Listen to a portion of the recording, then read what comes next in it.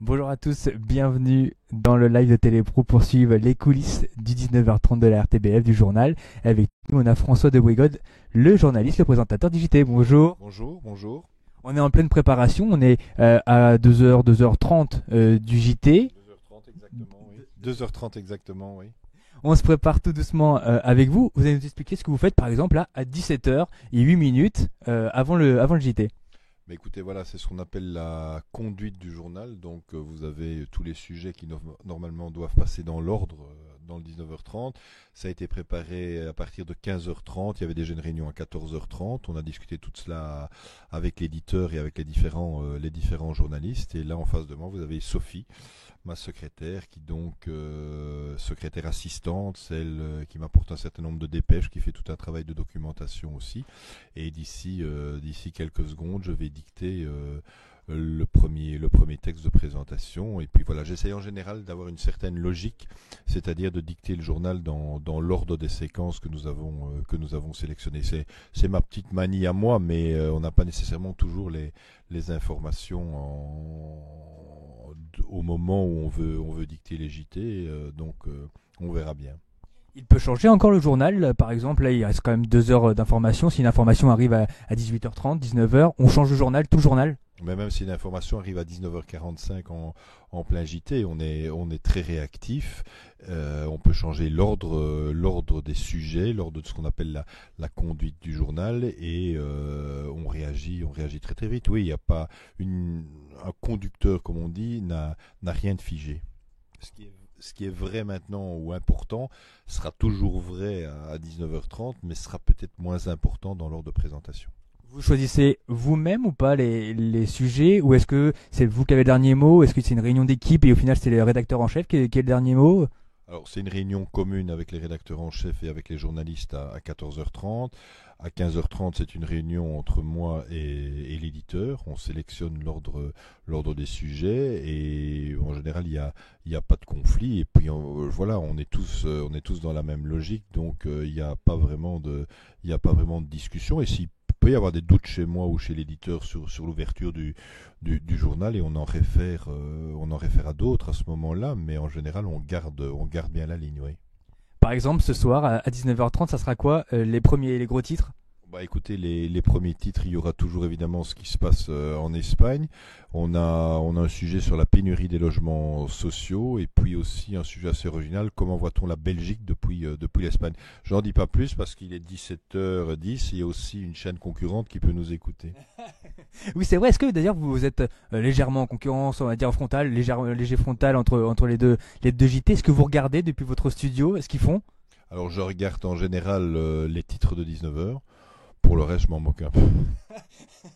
Parce que je sais qu'il y en a qui regardent de la concurrence en face dans un écran en face d'eux. Vous, il n'y a pas d'écran en face de vous lors du JT.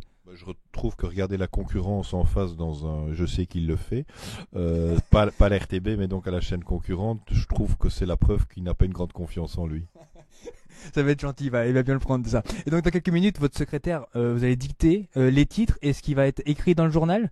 Alors je termine toujours par les titres, donc je ne commence pas par là, et je vais commencer mon premier texte qu'on appelle en termes professionnels un chapeau. Un chapeau, c'est pour le prompteur, c'est pour vos fiches? C'est pour le prompteur et c'est pour les fiches aussi, puisque ce qui est tapé ici se retrouve dans le prompteur et on l'imprime au cas où le prompteur tombe en panne, ce qui arrive relativement rarement. Ça vous est déjà arrivé? Bah oui, évidemment. Ça fait 20 ans que vous êtes à la tête d'un JT. Ça fera 20 ans le 1er décembre 2017, donc dans un mois. C'est un bel anniversaire. Comme quand on aime, on a toujours 20 ans.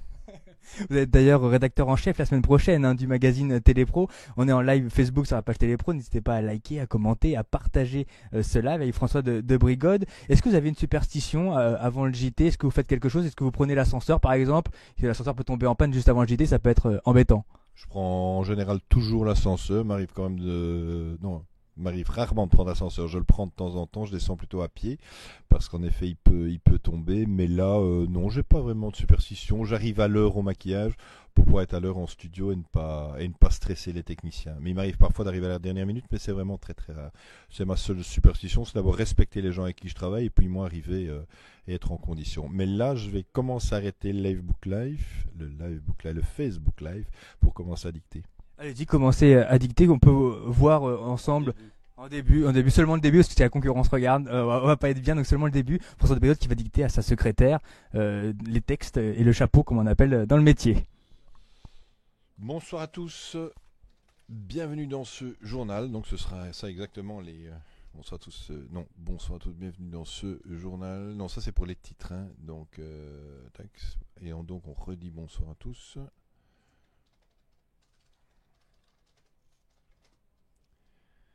Bonsoir à tous, tu mets le chapeau pour le premier, ouais.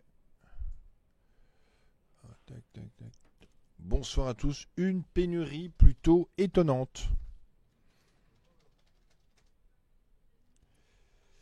En fait, en 10 ans, plus de 2000 logements sociaux ont disparu. Et en même temps, la demande ne cesse d'augmenter. Apparemment, cela ne risque pas de s'inverser. La tendance pourrait bel et bien s'aggraver dans les prochaines années.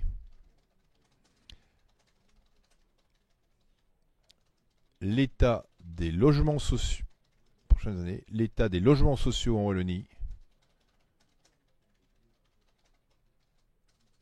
Point, les explications et le reportage de Jennifer Istas. Voilà, je propose qu'on arrête là parce que le reste. Après, le reste est un peu confidentiel, voilà. un peu plus. Mais juste une dernière question. Comment vous dictez? Parce qu'en fait, sur votre écran, moi que je vois, il n'y a pas non plus des masses d'informations. C'est un peu sorti voilà, comme ça de votre tête, même si vous prenez une vraie information. Mais quelle est la demande? Est-ce que c'est d'être le plus clair possible, le plus court possible?